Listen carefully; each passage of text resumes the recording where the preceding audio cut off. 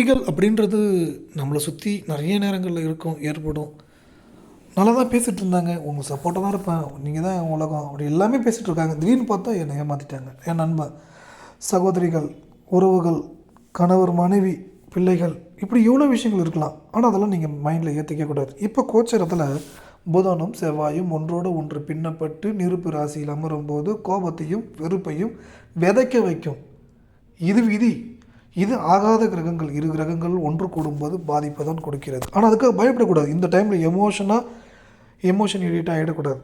அப்படியே பொறுமையாக சைலண்ட்டாக அவங்கள ட்ரீட் பண்ணணும். பரவாயில்லைங்க, நீங்கள் நல்லா இருந்தால் சரி, சந்தோஷமாக இருங்க, என்னங்க இப்படி சொல்கிறீங்க, இதை தான் பண்ணணும். ஏன்னா கோபமாக கத்தி அவங்கள ஏதாவது ஒன்று பண்ணணும், அப்படி இப்படி ஏதாச்சும் ஒன்று மைண்ட் வரும். அதை எதையும் பண்ணிடக்கூடாது. ஞாபகம் வச்சுங்க.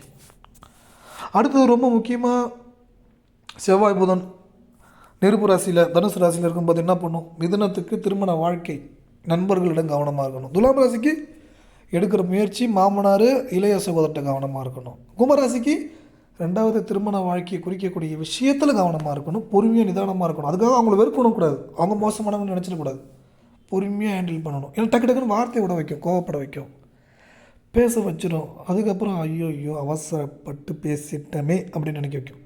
செவ்வாயும் புதனும் ஒன்றோடு ஒன்று பின்னப்பட்டு இருக்கும் பொழுது வேகமாக செயல்பட வைக்கும்.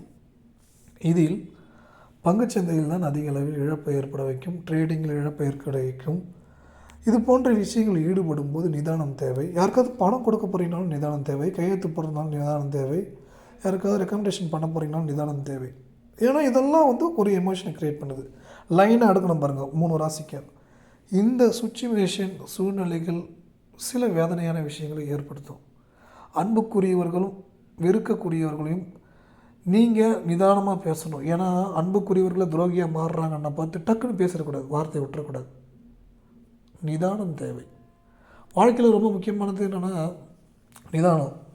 அன்னதானம்னு சொல்லாங்க. அன்னதானம் பண்ணும்போது ஒருத்தங்க மட்டும் தான் நல்லா இருப்பாங்க. நிதானம் இருக்கும்போது நீங்களும் நல்லா இருப்பீங்க. தொடர்ச்சியாக அன்னதானம் பண்ண முடியும் நிதானம் இருந்துச்சுன்னா. ஏன்னா நிறைய பணம் வந்துடும், நிறைய விஷயங்கள் நடக்கும், நிறைய நல்ல விஷயங்கள் கிடைக்கும். அந்த நிதானத்தை மட்டும் விட்டுட்டாதீங்க. ஏன்னா இந்த தடவை நிதானத்தை இழக்க வைக்கும். ஏன்னா செவ்வாயோட புதன் பின்னப்பட்டிருப்பது, நெருப்பு ராசியில் பின்னப்பட்டிருப்பது, அதுவும் தேவகுரு அணியில் இருக்கக்கூடியது. நீங்கள் அசுர குரு அணி யார்? மிதுன ராசி, துலாம் ராசி, கும்பராசி, ஆகாத ராசி தானே அதுவும் உட்காந்துருக்கு. ஸோ இங்கே எமோஷனில் க்ரியேட் பண்ணி விட்டுடும். இந்த டைமில் கண் சம்மந்தமான பிரச்சனை, நரம்பு சம்மந்தமான பிரச்சனை, முதுகுவலி சம்மந்தமான பிரச்சனை, கால் சம்மந்தமான பிரச்சனையே கொடுக்கக்கூடிய இடம் இதெல்லாம். செவ்வாய் எலும்பு, புதன் நரம்பு. கவனம் தேவை, பொறுமையாக இருக்கணும், நிதானமாக இருக்கணும். கண் சம்மந்தமான பிரச்சனையை கொடுக்குது, வலிகளை அதிகம் கொடுத்துட்ருக்கு. அப்படியே ஹேண்டில் பண்ணணும், பொறுமையாக ஹேண்டில் பண்ணணும். துரோகிகளையே பொறுமையாக ஹேண்டில் பண்ணணும். துரோகம் பண்ணிட்டான் அழியணும் அப்படின்லாம் வார்த்தை விடக்கூடாது. நெகட்டிவான வார்த்தையை விட்டால் ரிஃப்ளெக்ட் அதிகமாகவும் தாக்கம் அதிகமாகும். சரி, என்னங்க பரிகாரம் பண்ணுறது? ரத்த தானம் பண்ணுங்கள். முடியாதுங்க என்னால். பீட்ரூட் சாப்பிடுங்க, ஆப்பிள் சாப்பிடுங்க, மாதுளம் சாப்பிடுங்க. மாதுளம் சாப்பிடணும், பீட்ரூட் சாப்பிடணும். ஆப்பிள் அதுவும் சப்போர்ட் பண்ணும். அடுத்தது ரொம்ப முக்கியமாக, வறுமையில் இருக்கிறவங்களுக்கு இனிப்பு வழங்குங்க. ஸ்வீட்டு கொடுத்தீங்கன்னா சுக்கரன் உங்களுக்கு பாசிட்டிவ் ஆக்டிவேஷன் ஆகிடும், சந்தோஷம் கிடச்சிட்டே இருக்கும். இந்த தாக்கம் அப்படியே குறைஞ்சிடும். செவ்வாய்க்கு விரையாதிபதியாகவும் பாதகாதிபதியாகவும் இந்த சுக்கரன் எப்பயுமே செயல்பட்டுருப்பார். அந்தந்த லக்கண அமைப்புக்கு அது மாறுபடும். ஆனால் இந்த இதில் பாதகாதிபதி, விரையாதிபதி செவ்வாய்க்கு சுக்கரன் விரையாதிபதி, சுக்கரனுக்கு செவ்வாய் விரையாதிபதி. இந்த ஆப்போனண்ட் விஷயங்கள் எல்லாமே பாசிட்டிவில் ஆக்டிவேஷன் ஆகிடும். சாதகமான யோக பலனை செஞ்சு கொடுத்துரும். நினச்சி பார்க்க முடியாத அளவுக்கு வெற்றியை உங்களுக்கு ஏற்படுத்தி கொடுத்துரும். மகாலட்சுமி வழிபடுங்க, வெள்ளிக்கிழமை வழிபடுங்க, எல்லாமே டோட்டலாக சேஞ்சஸ். உச்சபட்ச சந்தோஷம், உச்சபட்ச உயர்வான வாழ்க்கை உங்களை நீங்கள் பார்ப்பீங்க. எதிர்பாராத மாற்றங்கள், எதிர்பாராத அதிர்ஷ்டங்கள், வாய்ப்புகள் அப்படின்றது பல மடங்கு வாய்ப்பு கிடைச்சிட்டே இருக்கும். அப்படியே ராகு பகவானுடைய நிலை, செவ்வாயோடைய 4ஆம் பார்வை, பல கோடி சொத்துக்கள் வாங்கக்கூடிய வாய்ப்பு, வெளிநாட்டு யோக வாழ்க்கை, எதிர்பாராத பண வரவு, இதையெல்லாம் ஏற்படும். ஆனால் அந்த பணத்தை ஹேண்டில் பண்ண விடாமல் தடுக்கும். தப்பான ஒரு இன்வெஸ்ட்மெண்ட் பண்ண வைக்கும், தெரியாமல் ஒரு இன்வெஸ்ட் பண்ண வைக்கும், எதிர்மறை எண்ணங்களை ஏற்படுத்த வைக்கும், எதிர்மறை சிந்தனையை அதிகம் சிதைத்து விடும். எதிரியின் பிடியில் மாட்டிக்கொள்ளாதீர்கள். அன்புக்குரியவர்களும் பாசத்துக்குரியவர்களையும் இழந்துடாதீர்கள். ஏன்னா இந்த டைமில் டக்குன்னு கடும் சொற்களை நீங்கள் சொல்லுவீங்க, உங்களை விட்டு போக வைக்கும்.